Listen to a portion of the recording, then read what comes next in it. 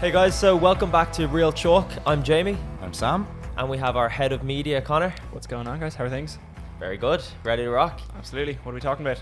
So this week we are firstly going to hit the clock. Let's hit the 10-second countdown. So what we're going to go over today, we're recording this early days in the Open. We've only taken on one workout so far, so we threw a few predictions down last week, and now we're going to have a look at the quarterfinals, because I suppose that's what we're really training for. That's what we're hoping to get to, and that's when we think things are going to get really serious. So far we've only seen bodyweight workouts in the Open. Obviously it's going to change as the weeks go on, but I think things are going to get really serious once we hit the quarterfinals.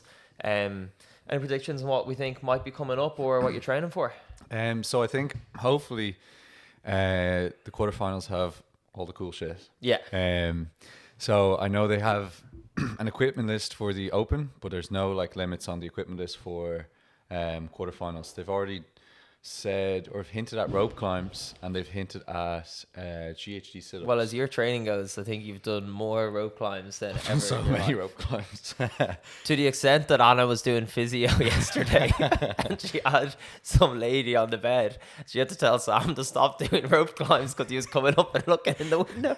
I wasn't being a peeping Tom. No, he definitely wasn't being a peeping Tom. And Anna was like, That is so sprinted funny. down the floor. Anna's Stairs. like, "Listen, yeah, I was on the rower. Yeah, I was on the rower, and she was just like standing in front of me, not speaking. And I was like, "What do you want?" Like I'm dying. I'm like, you know, when you're hurting and someone's, I'm like, "What?" And then you can't she's hold like, conversation. "No rope climbs." And then so that stopped that. But you're doing a lot of rope climbs these days. so I We're think. doing a lot of funny. rope climbs. Yeah. I didn't even think that. It is from here. It's the perfect view. It's right in the window. Out the like, window Yeah, is yeah. the rope. You could just be like, That's so funny. Yeah. There's Up actually there's a great shot when we were filming for the doc, and you were doing rope climbs, and Whiskey was up here with Anna, and you're going up the rope, and Whiskey's head is just in the window like this, staring at you, and it's so good because you drop from the rope, and then it's just Whiskey left in the frame. It's so funny. I've That's seen class. that. Yeah, That's it's very good. Yeah, but whenever we do lock him, I try. Sometimes I have to lock him upstairs if I'm doing a class or whatever, and he's a bit wild, and he always does that. He hops up on the desk or the chair, or throws his feet up and just looks out the window down, watching you, hawk eyes. So, but yeah, it's a good creeping window as well. Just see what's going on It downstairs. is a good creeping window. But hopefully rope climbs come up. Yeah. Well, if not, you've wasted a lot of time. Yeah, with his big arms, hopefully, Yeah, at the end fair, of it all. Fair. But yeah, so hopefully some movements like that. They said rowing will be in wall balls, which aren't in the open stuff, and then rings and stuff. Yeah, I think doing this qualification stage, similar to like when the Open, I suppose, got a bit harder a couple of years ago when they started to throw in handstand walks, just like adding rope climbs into this. When they do a qualification phase and you're moving into the next level, it gives the opportunity to throw much harder movements at the athletes that you haven't seen before, which just makes it more fun as well, you know, more of a challenge. Yeah, I think so, 100%. I'd say it's going to look a bit like the age group qualifiers used to. So the age group qualifiers used to be like instead of like a regionals or anything for masters or teens athletes, they do like a big weekend of 5 or 6 workouts. So I'd say it's going to look like something like that. But I also heard that you'll have to have like deadlines for each workout. So they'll release a few workouts. They say these 2 have to be done or submitted by Friday evening. Okay. These 2 have to be Saturday evening. So it's like it's almost more like a competition. I mean, you could redo it on the same day if you wanted, but it's not like you can redo You can't redo Friday's one on repeats. Monday. Yeah, exactly. Yeah, and that's it. Like when you try to look at what's the difference between, say, the Open and a live competition, the one side of it is obviously like the live environment, the crowd, and all of that type of thing. But another big thing is not being able to do repeats, and 2, can you handle the volume over those days? Like that's a big thing I think a lot of people don't take into account, especially people who like mightn't go to competitions around Europe or that type of thing. Is it's not about how hard the workout is. Sometimes they mightn't look like the hardest workouts in the world, but it's the volume you accumulated the day before, then going into the next day. Yeah. And it's really seeing what athletes can get to the final day. Like I know by the end of the French Throwdown last year, I didn't even want to stretch. I didn't want to warm up by the last day. I was like, just start the workout. You're Like, so sick yeah, of warming you're so up. stiff You're so and sick tight and of sore. even sitting on a bike. Yeah, You're sick of working out. 100%. You need that time off after. And normally before an event, like in the early days, say it's a 3-day competition, and on the first day I'll go downstairs, I'm like, okay, always said, Anna, I need 40 minutes to warm up. I'll spend the first 10 minutes stretching, doing some core work, some of my like ninja rolls, rolling around the place. Yeah, but then ninja you get roll. on the bike for a while. So it's literally 40-minute workouts. You've got the pre-game nerves, you're ready to go. And then I'd say by the last event, it's like 10-minute warm-up type of thing. If even, yeah, it's like, well, to see what happens, I'll go over there and I'll just join the queue for the workout. Yeah. But when there's a new workout that's kind of coming out, or one that you're a bit nervous about, or a sprint, you always see like the other athletes, and you know the ones that you're going to be going head to head against, doing something really impressive in the warm-up, like really fast rowing or really fast running, and you're like, I need to beat them in the warm-up too. Yeah, I try never to get stuck into the warm-up wars. A lot of people think the warm-up accounts for just as many points as the workout itself. Yeah, well, I remember in the Italian showdown. So it was, I don't know, I think it was the last day. And so I'm there, and Noah Olsen was going to be in that heat. Krennikov was also in the heat. So that was pretty cool, firstly, having those two athletes. So I'm sitting there on the rower, and I normally have just a rule of thumb whenever I'm warming up here that I'll never row slower than a 2-minute. I'm like, I don't really like to row a 2:05 or 2:15. I'm kind of like 2 minutes your recovery pace, so that should be your warm-up pace too. So I hop on the rower, and I'm sore, so I'm pushing it to the limit, and I'm like, I'm just going to sit on this for a 2-minute, and that's where I'm going to stay.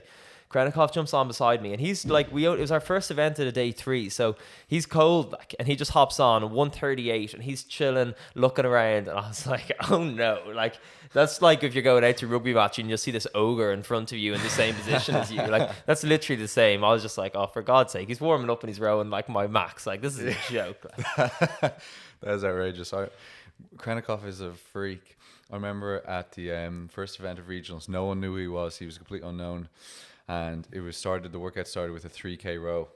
Yeah. And I was between two lads. So Krennikov was on my right, and he was rowing like for 3K, like 142 pace. And 3K? yeah, and then you had to do 300 doubles and a 5K run. So that was a beast of a workout. That was an aerobic engine workout. Total aerobic workout. The guy next to me is rowing like a 155.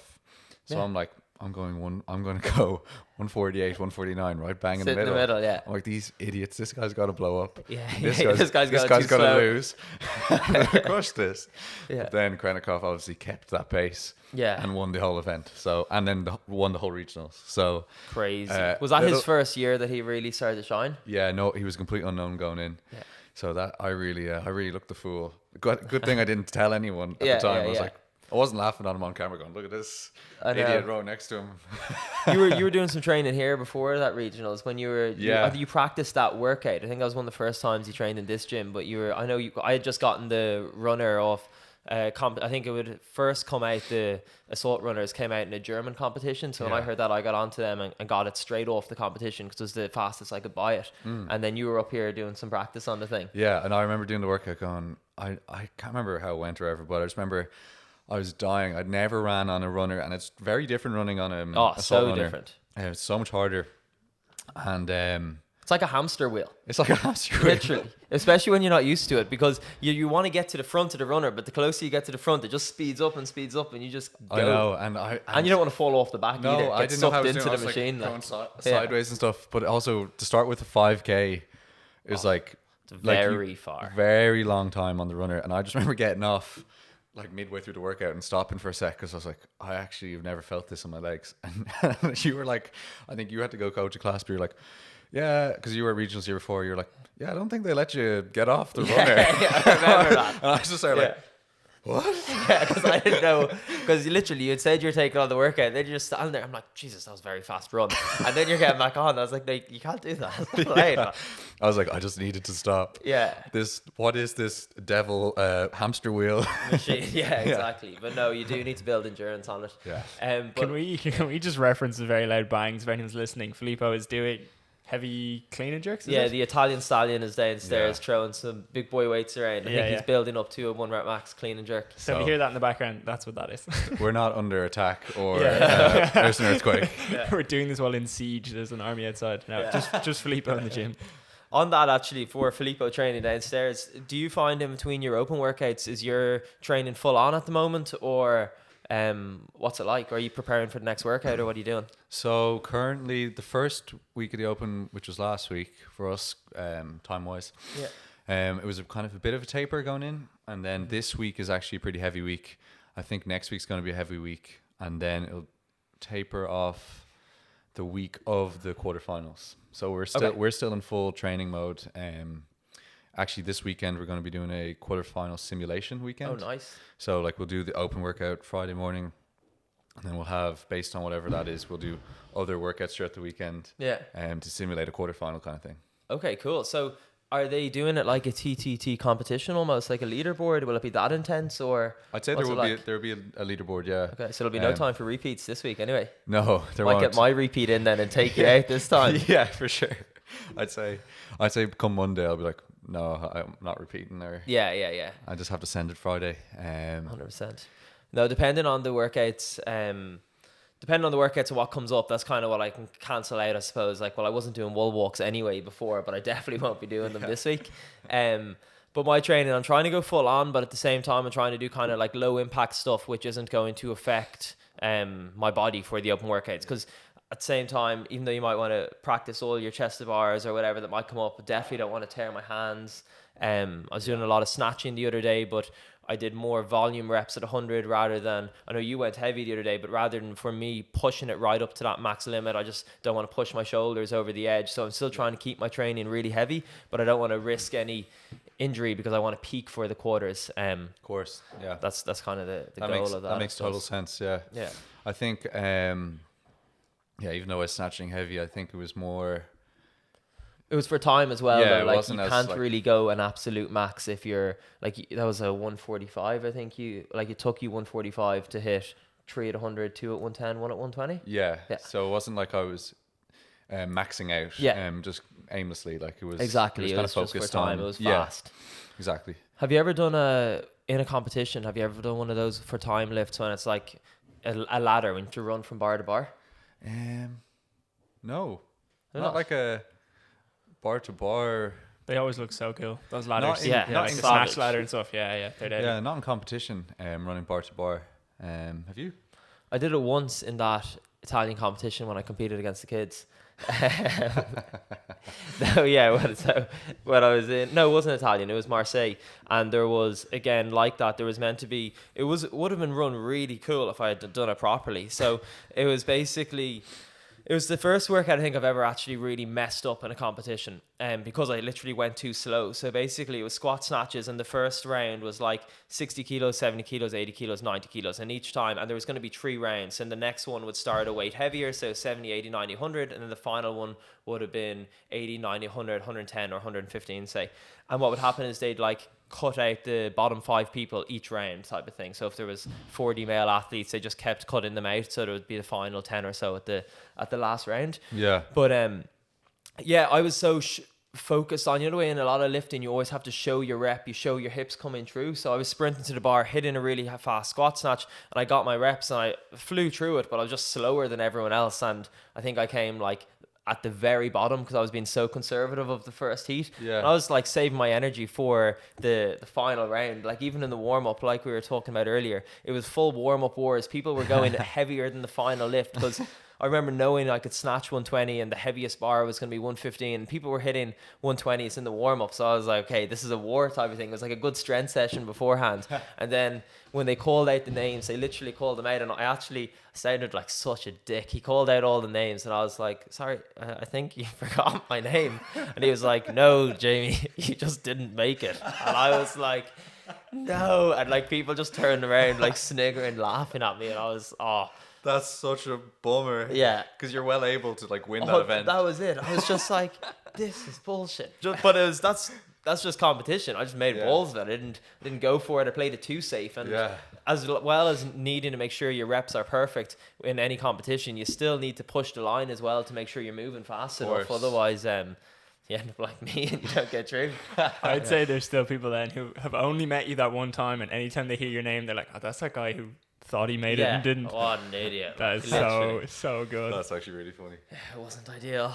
So No. that competition was just high stress. I was very happy to get out of there. Yeah, that's it. Yeah, and also leaving. So the competition went really well. I actually won the competition, which was great. And one of the prizes was a load of supplements. But I let my phone run dead. The prize ceremony took ages. I had to get the flight later on, and basically, so I had no phone. I was out of battery on my phone, we needed to get a taxi. And again, like most competitions, we were kind of like out in some random industrial estate in France. Like there wasn't much going on. We were right on a main road. Yeah. So I was like, how am I going to get a taxi? So I ran across the road to get to like it was like a chipper type of thing or a pizza place. And I was going in asking your man for his phone, and basically he wouldn't give it to me, and he was like, no, you have to like buy stuff and all. So I was like, I don't know if I even had money, because you know when you're going to a competition, you just have the real basics. Well, for me anyway, I had the basics, and we had just done our day. I'd like kind of spent my money or whatever. I don't know. I just didn't have it on me, or it was at the bottom of my bag. So